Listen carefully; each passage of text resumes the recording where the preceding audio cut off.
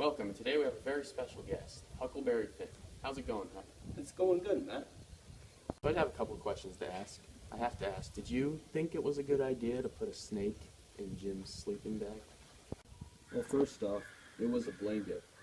And, that was a pretty stupid thing, thinking back on it. Sometimes some kids do some stupid stuff, and I was one of them kids. Alright, Huck, so what's your take on lying?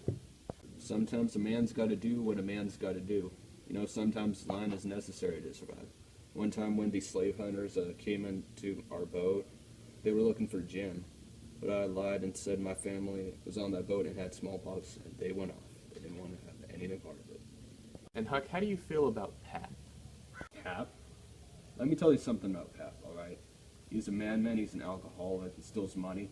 I hate him, you'll hate him, everybody hates him. Right, and speaking of Pap, do you think it was the right decision for Jim to not let you know about your Pap being dead? I kind of understand why he did it, If I saw my Pap in that house, even though he was like a freaking abusive alcoholic, probably would have felt some guilt, and I probably would have turned back on my journey with Jim. Alright, Huck, so I'm really interested to know, what's your opinion on heaven and hell? Well, at first, I didn't care about heaven or hell.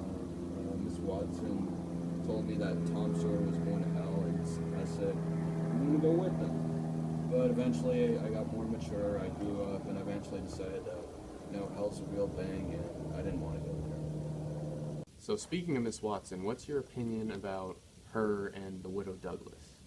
Well, Widow Douglas and Miss Watson, they were some good, nice people.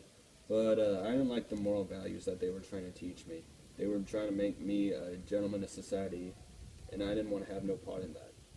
My last question, what do you think you learned from traveling with Jim?